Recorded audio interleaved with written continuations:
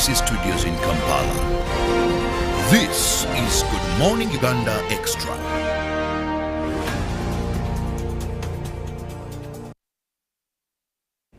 Welcome to Good Morning Uganda. I'm Robert Chirabo Nyonyutono. That is in case you've just joined, but if you've been with us from the hour of 6:30 till now, thank you so much for keeping it with us here on UBC TV. Now, this is an extension of Good Morning Uganda, but I cannot get tired of reminding you that every weekday, make it a date with us from 6:30.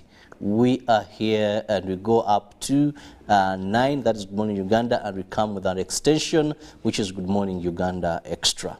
Now, I'm having something that concerns many Ugandans, and of late, I must say, so the way Ugandans have embraced this is very interesting. We are discussing tourism. We know when it comes to our national budget, the monies we get, a lot of revenue is gotten through tourism. And it's one of the leading sectors of foreign exchange in our country. But also, when a tourist gets into this country, there's so much that we get, because right from transportation, accommodation, the sites they visit, the friends they make, some go but their presence remains. I hope the ladies understand that very well. Some develop lifetime relationships, others come back and even marry from here. So there's so much that we get even away just from the monies that this tourist is paying that are taxed here and there. Now, we're in the era of technology and the world has gone digital. So today we want to look at the role of technology in promoting tourism. How do we bring in technology here in this very interesting venture where we are seeing it's employing so many people? Actually, that is one area that we shouldn't skip, in the tourism industry. And now I have, that is Ocean Timothy, who happens to be the team leader. That is Sikuku.com. What they do is all about using technology in the arena of tourism. Ocean, yes, you have that name. Actually, my name is Ochen. Ochen? Yes, Ochen, I'm from Liram. I'm okay. Yes, Ochen Timothy. Yeah, I just got Ocean, but it's Ochen. Thank you for that correction. Yes, yes. That's why I was wondering, Ocean, how did it happen? No, it's Ochen Timothy. Yes. Okay. So now, what do you do at Sikuki.com? Okay, yeah. Once again, I thank you for hosting me. I'm very happy to be here.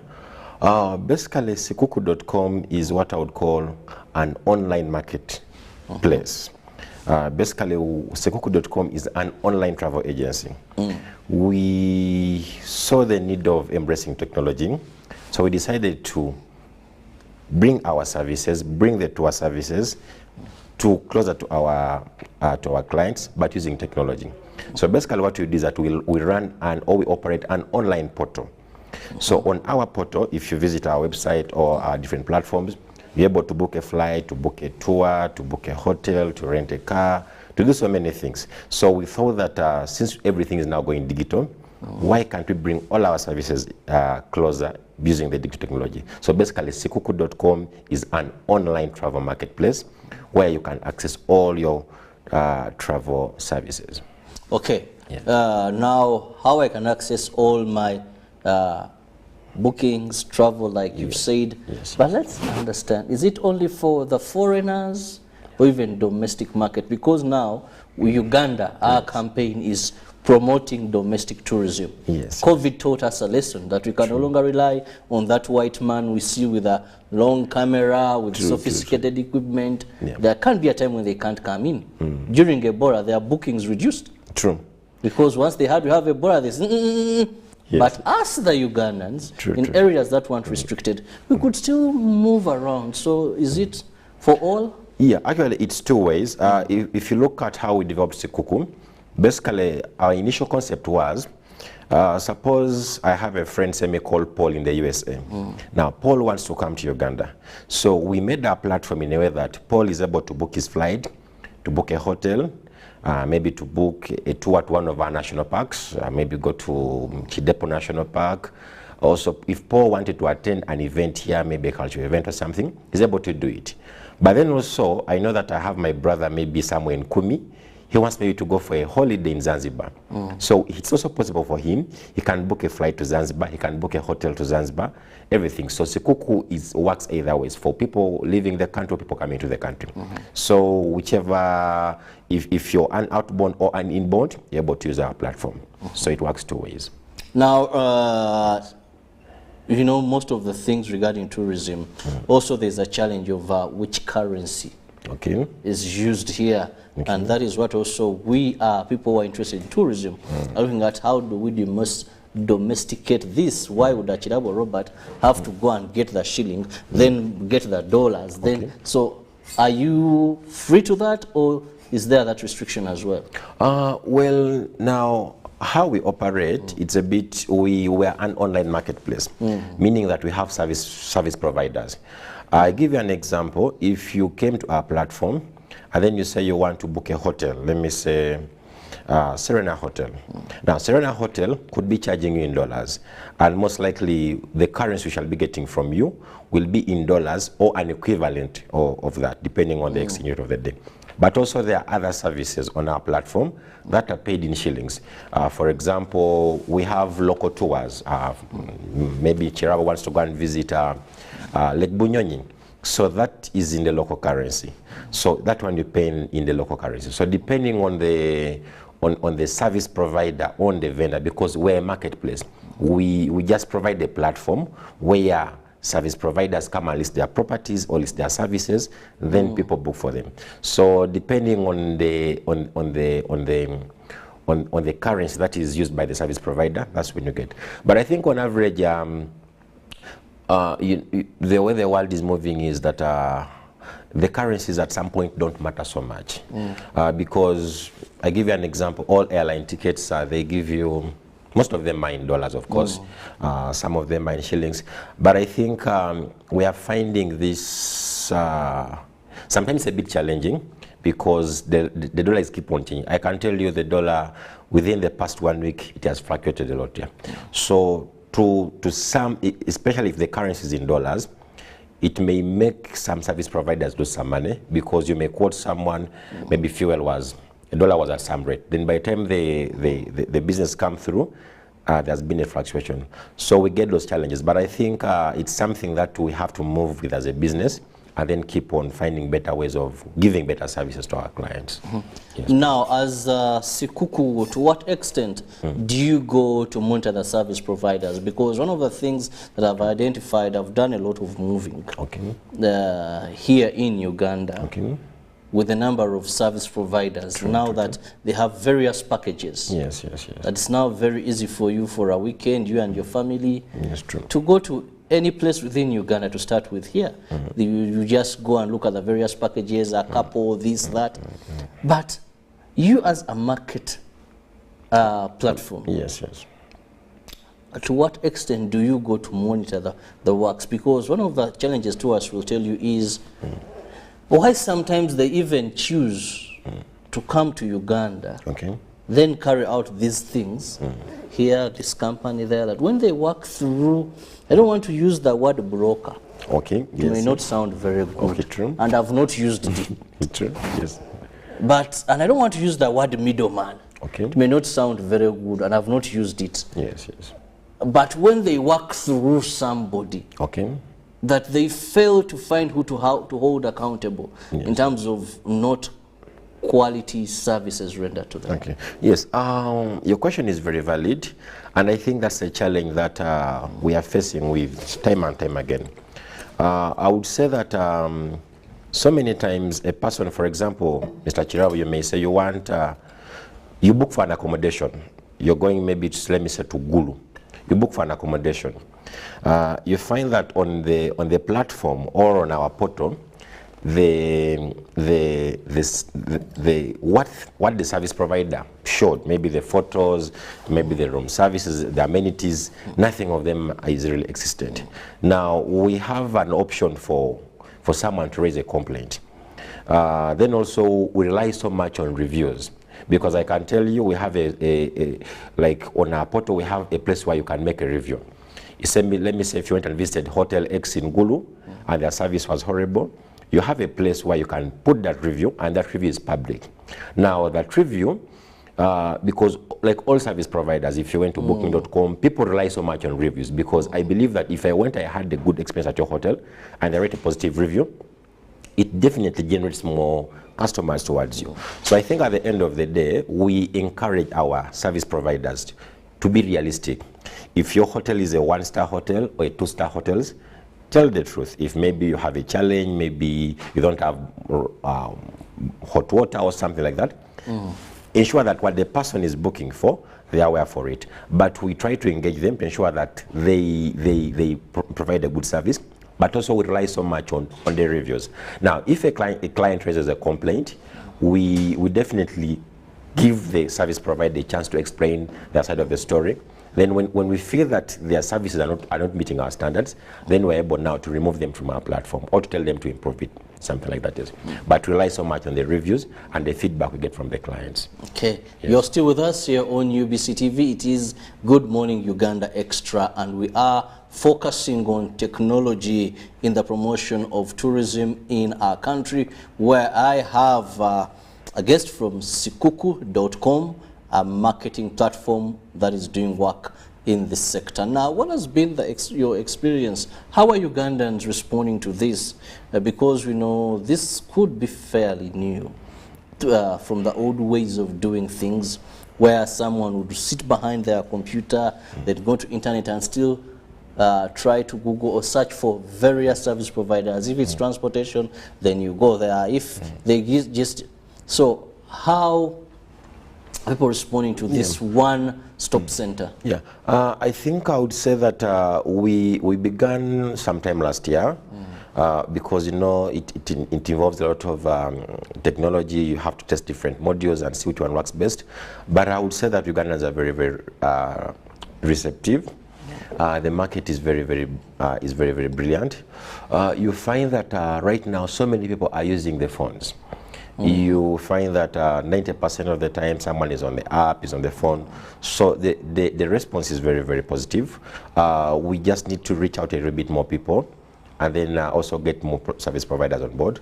But I would say that Ugandans have really embraced technology. I would give you an example. For example, we even have events. Music events. For example, if someone has a show, a music show, we have them that platform. But there is someone gets, because, for example, if I'm going to a concert or something, I don't have to go to line up and wait for a ticket, long queues. I just go to the platform. And then the issue is we have integrated it with mobile money, with so the system is very, very user-friendly. So I think that Ugandans are quite embracing it. And I think over time, maybe the next 2 years, most of the bookings and everything will be done on the digital platforms. Yeah. Yes. I just see how easy this is, and that is the question. Issues of technology, how easy is it for someone to go through this site? How quick is it? Yes. Yeah. The site is quite easy to access. You just have to log into your browser. The website is www.sikuku.com. There are different categories. You could go for a flight, you could go for a hotel, you could go for a tour, you could go for maybe a rental space or something. Then you just check what is there. But also, you see, our platform is a marketplace, meaning that we engage also with the service providers. So someone could be, maybe you're there, you have your, Mr. Chiraba, I think maybe you have your extra room at place, your home at place. That room can earn you some money, I can tell you. So just a matter of going to our platform, you list your property there, you put your contacts. We basically do some due diligence. We need to ensure that you're the right person, you're the owner of that property. So normally someone from our team gets in touch with you, we do some diligence, we may request a few documents, then we list your property. Then for us, our work at sikuku.com is to look for clients for you. We market it in different places, we engage in different platforms, and then we ensure that at least you get a booking. Now, when you get a booking now, it's now your work to ensure that you perform to the expectations of the client. So I think that it's very easy to use. Anyone can use it, or we can use it either on web or on mobile platform. So I think that right now technology is the way to go. This has been done in so many countries. If you look in Europe and US, most bookings are now online. Everything is being done online. So I thought that let's be the first company in East Africa to put something. Of course, there are already companies providing this, but for us, we're an East African company, meaning that most of our team, most of our services and everything are from East Africa here. Now, what keeps you running? Because when you talked about people that have properties, people that have recreation centers, people that have places that the tourists would be interested in when they come to you, you have a team that goes there. So how do you run the business then? I mean, how do you sustain yourself? Well, who foots that? Is it the tourist? Is it the person of the facility? Yes, well, I would say that we're commission-based kind of entity. Meaning that if, for example, Mr. Chirabo, you have your small accommodation, your small space, let me say in Bunga, and then I have we get a booking of about, let me say, for tourists coming to stay for about a month, we normally charge you a 10% commission on every booking that comes through our platform. All marketplaces normally charge a fee, so normally we charge about 10% of what you make. So as you said, maybe we could be like a broker, but we don't look at ourselves as a broker. We look at we're trying to bridge the gap between the service providers and the people using it. So how we make the money, we get a commission on every business we bring to you. But also we try to be very, very competitive, because you know that price really matters. I can assure you that if you went to a hotel, let me say you went to Hotel X in Gulu, and then you went and booked direct, but also when you went to sikuku.com, trust me, you'll find the price will be the same.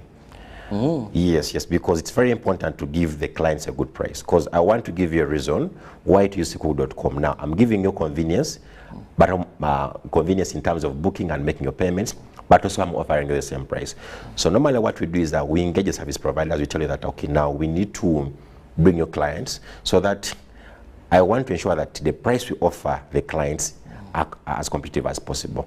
So if you go to the hotel, or if you come to sikuku.com, most likely you may even find a better price on our platform. I can tell you that, compared to when you go to the hotel.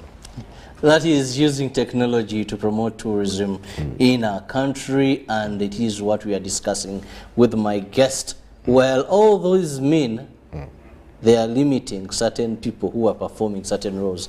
It is advantageous, but also that is something that technology comes with. So you cannot resist change. If you resist change, change will change you. So how do you ensure that you move along with the journey of change? Most so technology-wise, it is saving your time as well. Now, let's also look at issues of trust. Okay. What is the element of building trust within this entire chain of ensuring that a tourist uses technology and simplifies or saves even time, which is critical here? Yes, trust is very, very key, especially in the tour business. You know, when I send for example, when a tourist books for a service through our platform, we would not want to hear them complaining, maybe the services was horrible, maybe what they promised is not what they provided and everything. So normally we have even their safety. We just saw court yesterday jailing alleged pastor. Who ensured a tourist came in, this young lady came in the country, then whatever it's still in court, we hear rape, theft, all that. Yes, of course, there are so many factors. Some are within our control, some are outside our control. But however, as a company, we do due diligence. We normally have an understanding, or we have an MOU we sign with our service providers. Then also, in terms of our clients, we try to give them value for their money. That's why sometimes, if for example you booked a hotel for 5 days, but then on day one you find that the service is not as per your expectations, you can cancel your booking, and then we can refund some of your money back. So we're trying to build trust, but I think the main issue is, personally, away from maybe running sikuku.com, I'm also a tour operator. So I understand the challenges that we as tour operators face. So Trust is a key element. So the whole issue is we try to engage the different stakeholders. We do trainings to our vendors. We train them of how to handle different issues. So we try to build that relationship, yes. But at the end of the day, we encourage them to always provide the best service they can so that we can get that trust. So it's very, very important to get a good review. That's why always, for us, the major issue on how we work is a review. Because after clients comes to your place or to your users your service, we ask them to write a review. Now that review determines a lot of whether you're going to be getting more business or whether more clients are going to come on board. And for us in the tour business, it's more very referral business. If you came to my company and I offered you a good service, chances are 100% that you'll recommend someone to me. So for us, it's about trust issue. But also on the other side, we have legal documentation that guides our relationships with our clients and with our service provider, so that every part is protected, yes. Okay, yes. Let me go for a short break. I'll return and we'll still be looking at tourism, more so the use of technology in promoting this sector. We'll return shortly. Live from UBC Studios in Kampala, this is Good Morning Uganda Extra.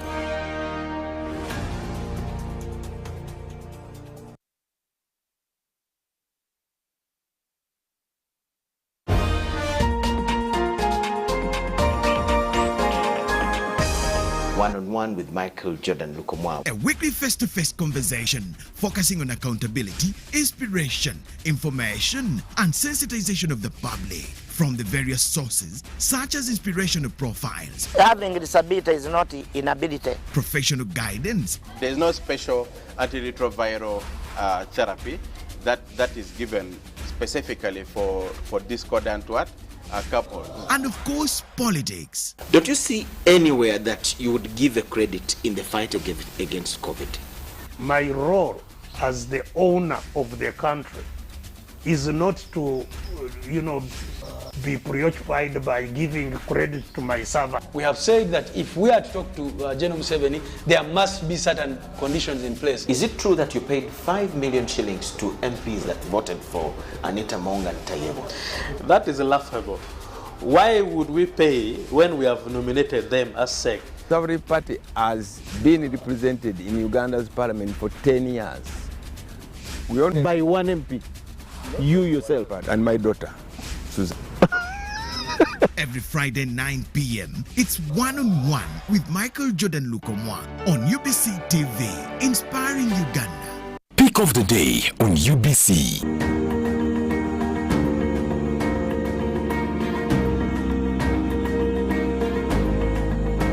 Was brought to you by Gatawo with MTN Momo Advance. Momo Advance tops up your Momo to complete your transactions. Dial *165*5*3# to apply. MTN Momo Advance is always available when you need it.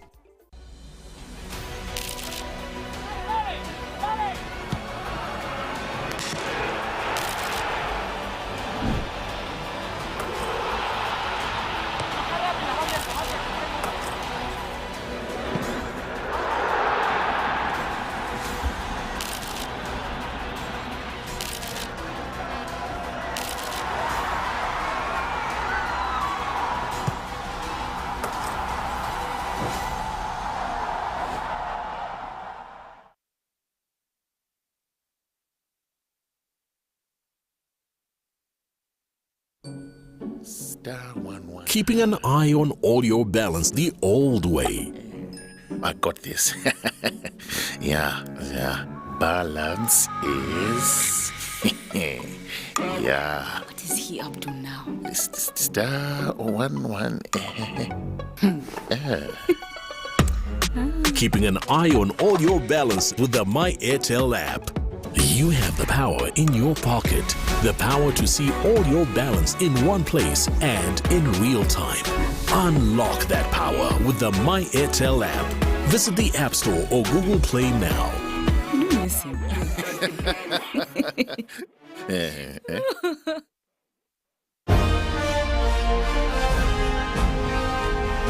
Live from UBC Studios in Kampala. This is Good Morning Uganda Extra.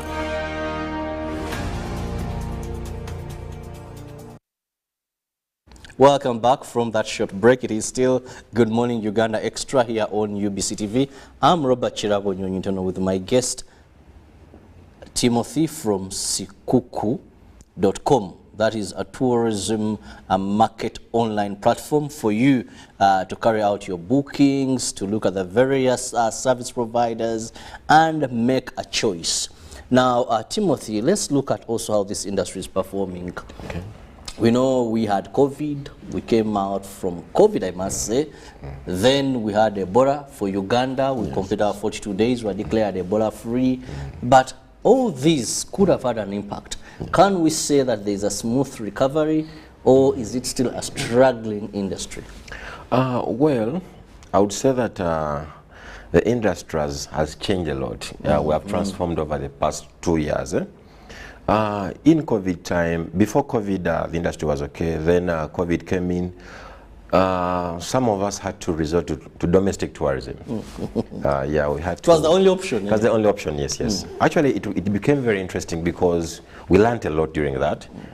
We did a lot of, and actually, it was quite interesting because so many Ugandans really embraced it. Whenever I could go to the park, you'd always find that the park is a bit busy. Nationals, people are going, you see trips coming up there and then, which is a good thing for our economy. That's when we saw street packages come up. Street packages come up, yes, yes.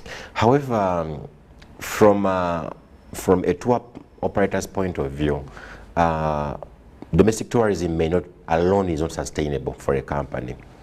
Because you'll find that, I give you an example, if you have, some of us have, we have cars on lease. Let me say you've acquired cars on hire purchase. Most of the cars, maybe you need to finance them about $5,000 a month or something. So you find that the money you're getting from these local packages cannot sustain that.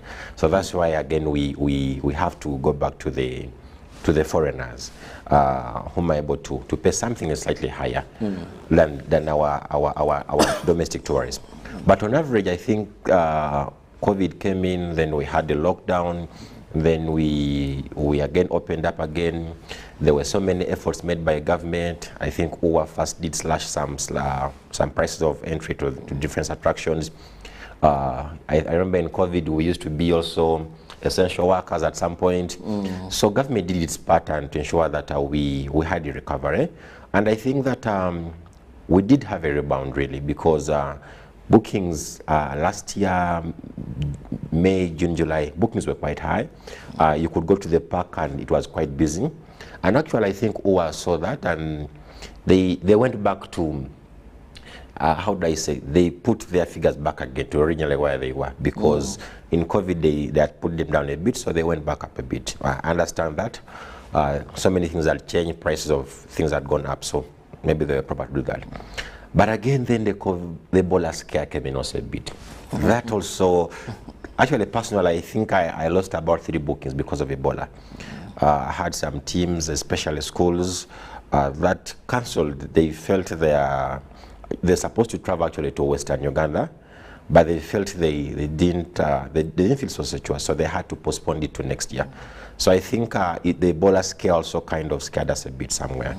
But I think now, everything is back to normal. We're being declared Ebola free. I think I've not had it anywhere that way in Ebola. So I think the process is now back on. Yeah, so I think now it's now time for us now, the different stakeholders to come on board and use all our strength and possibly our positions, and then we see that we get our tourists coming back on board. Uganda, we are very blessed. I don't know if you followed early this year, CNN ranked us as one of the most top tour destinations to visit this year. We have so many places to visit. Our gorillas are still among the best to visit in the region. So I think that the future is bright, what I would say. So I think it's just upon us, the tour operators, to see how we can work with the different stakeholders and find something that is sustainable. But also I encourage our fellow tour operators that let's not forget about the domestic tourism, because those are people who were for us there in the hard time. So we don't need to forget about them, yes. Well, I find that very interesting, because the number of places you go to now, there is a white man there with his family. Yes, yes. There is you there with your family. Yes, yes, yes. And priority is going to the white man, as if you didn't come to pay. Yes, that is, I think that's something that I've had that issue being raised time and time again. I've experienced it yes, as I'm yes. raising it. Yes. I have, and actually, my better half was like, but really? In our country, our fellow people, we are going to I think it has been, that experience most times I've seen it in hotels. Yes. Yes, that's a challenge we have also tried to engage with some of those hoteliers. But of course, some things sometimes are beyond our control. But we try to engage them like, we are all your clients. So I don't see why Mr. Chirabo should be ignored simply because a white man is down there, something like that. Yes, but I think that's something maybe the different stakeholders need to address. But I don't think it's that much. It's there, I won't deny it, but I think it's on a low scale. Just that sometimes you need to also to understand the environment that we work in. I would say that you could own a property, but the people who are working for you are the ones who are not well trained. They don't know how to handle clients and everything like that. So I think that maybe we need to train our people better so that they know how to manage the different clients. But that's, if it happens, that's very unfortunate. But I think that the concerned people, if this is raised to them, they'll definitely address it. Also, the issue of, you've talked about domestic tourism. Yes, yes. You've talked about us, and now even people from the East African community are not taken as foreigners when it comes to tourism. I've gone at least to some places, and they tell me as long as you're within East Africa, here we take you like you're a Ugandan, because we believe it's the same country and we are moving away from these borders. But then the different packages, how far are you pushing for domesticating these packages? Why would I pay the same amount to enter a game park that a foreigner is paying? Why would I go to a 4-star, 5-star hotel and pay the same amount like a foreigner is paying? Yet you're on a campaign to promote domestic tourism. Yes. Yeah, you're right about that. There is a price disparity in so many of these places. If, for example, you went to, I give you an example of most selling item, which are the gorillas. If you went for a gorilla permit, you as a resident or a national, or what I would call an East African, I think you'd pay about 250,000 Ugandan shillings. For a foreigner or a tourist, maybe someone not from the region, the price could go as high as $700. So that pricing is basically done to ensure that they give priority to the local resident. So I understand that. Now, but again, that is now government doing that. Yes. Because they have the power to do that. But now when you come to the service providers, now that becomes a little bit more tricky now. Because if I have my hotel and I'm getting so many foreigners, so many whites, so they're coming on board and they're paying good money. So if you came in with a group of nationals or of local residents, and you want a discount, sometimes they find it a bit hard to give us that kind of discount. So I think that we're trying to engage them, but you know what, you need to find a package. Actually, we had made headways during COVID time, because most of these lodges that previously were hosting the foreigners, they were blank. No people were coming, there were no whites coming on board and everything. So they tried to bring down the price a little bit. But again, you'll find out that they can't compromise on some quality. If, for example, my lodge is a 4-star lodge, there are some services I can't compromise with. Now, those services also will ensure that the price will still remain almost the same. So I think that the price can be slightly the same, but if for someone to give you the quality you want, the price may not be so much. Yes. But for the on the side of the I think the government, the OO and everything, that one I think they have done a good job, and the prices at least have made it a bit affordable. My only concern is recently when they increased the prices, I felt they did it so soon, especially for the domestic tourism. I felt that maybe we needed more time to let people, because I give you an example. There's, I think last year November, I had a group went to Maction Falls.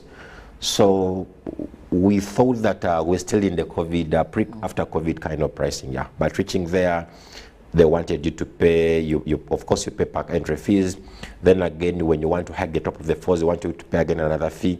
So I felt that that was not a bit okay for the local residents, yes. But for the foreigners, I think we're supposed to milk them as much as possible, if I'm choosing the right word, yes. But for the locals, I think we need to be a little bit more lenient on them and then encourage them. Then the other thing also is that on terms of the locals, our people don't know yet the attractions we have in Uganda. Very true. Mr. Chiraba, I can tell you, there are so many attractions that are in Uganda that you may not even be aware about. Oh, Uganda is gifted. I can't say I'm aware of even half of what is there, because every day you tend to discover something. Yes, I was on social media, and this lady, and actually I want to applaud all Ugandans who have gone to these sites, visited, and they take pictures, they record videos, then they will tell you this is in this part of the country. Exactly. They're doing quite a very good job. Yes. And most of the other youth, you find some lady, someone takes a selfie or moves around with a video, guess where I am, and there's a place I saw, and I'm like, sure, is this in Uganda? Yes. I'm like, okay. So I'm learning. Uganda is gifted. You can't know all of them. Actually, I give you an example. Last year, we had a trip.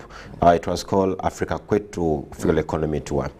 Basically, we drive around the country, visiting different world destinations. So this time around, we took the northern route. Went through Luwero, went to Masindi, then we went to Nyoya district, then we went to Gulu Pader.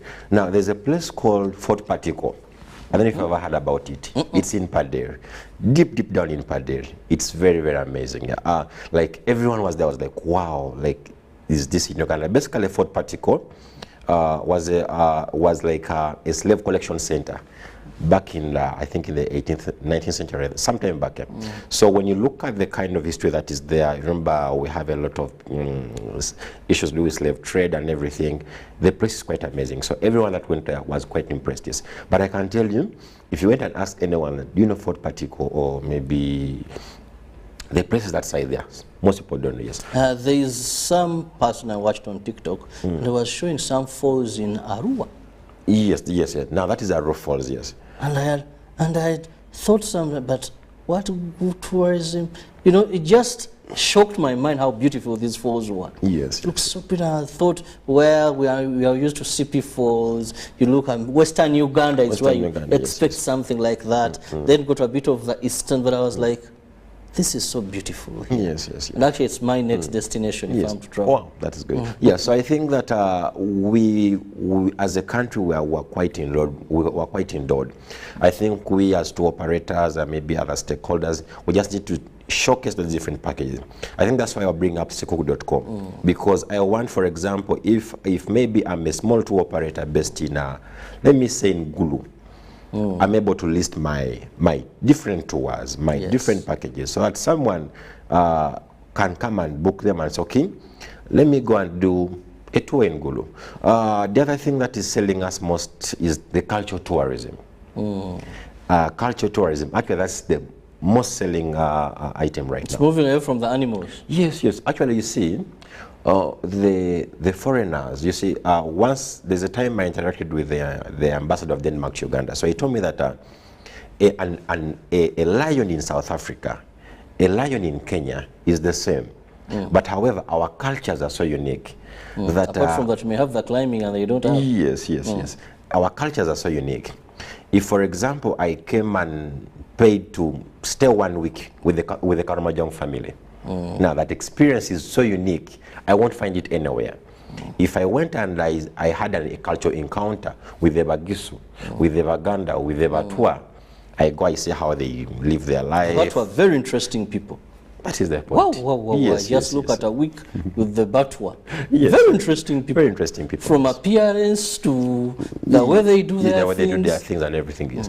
So the foreigners, the whites, they are embracing the culture tourism more. They are paying good money for that. Someone pays and says, okay, I want to stay for 2 days with the Karamojong family.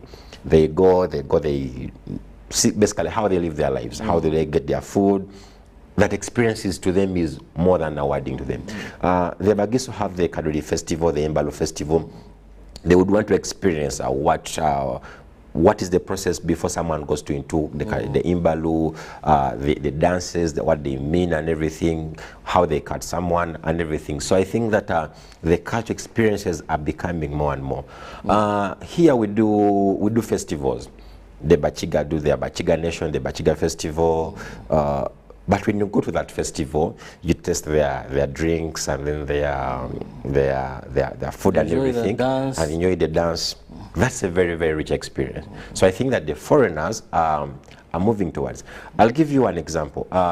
There's a festival. It's in Swaziland. It's called the Deer Festival.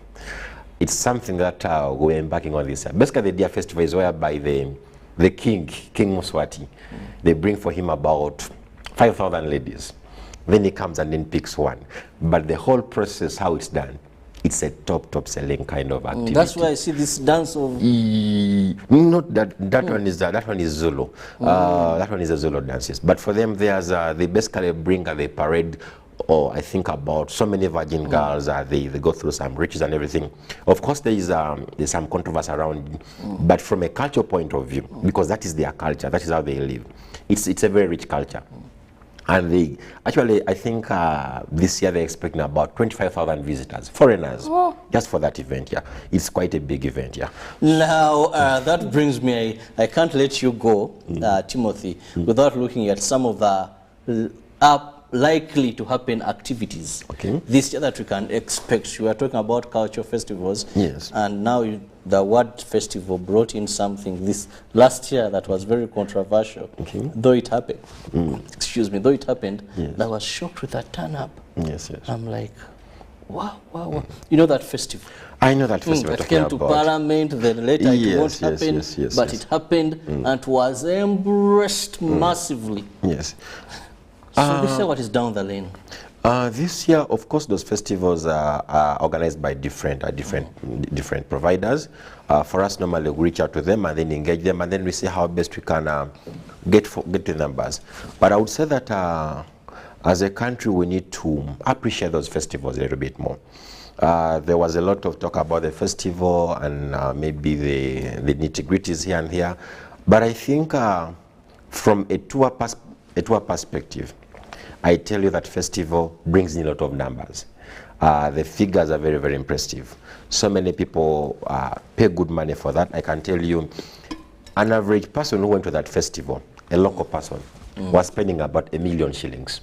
Yeah. That is an average person in Uganda. Now, if a Rolex was going for 25,000. That is what I'm telling you. An average person was spending 1 million shillings. A foreigner was spending about $2,000. Now, if you get about, let me say, 2,000 foreigners, each spending $2,000. Now that money moves around. Our mothers selling the Rolexes, selling the mangoes and everything, they get some money there. So I think that we should really embrace those festivals. They sell us as a destination, but also they bring in tangible money to our people, yes. So back to your question, this year I think there should be a number of festivals. There are so many, I can't list them, all of them, but I'm sure there is, I mainly look at ones maybe that are organized by maybe by the Uganda Tourism Board. I think in April we have Pearl of Africa Tourism Expo. Then I think, I'm not sure if the organizers of Nyanyege will bring it back or they are going to rebrand it. But I'm seeing so many festivals are coming on board. You see, it's very interesting when you go on TikTok or when you go on Instagram, you find that so many packages are coming on board. Yes.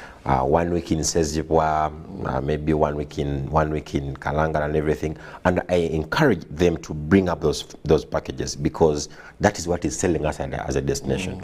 So I think that let us embrace all the festivals coming on board. As organizers, of course, we also need to be mindful of our cultures and everything. But I think at the end of the day, let us sell Uganda as a destination, yes. I must say I'm hopeful that we are moving in the right direction when it comes to tourism.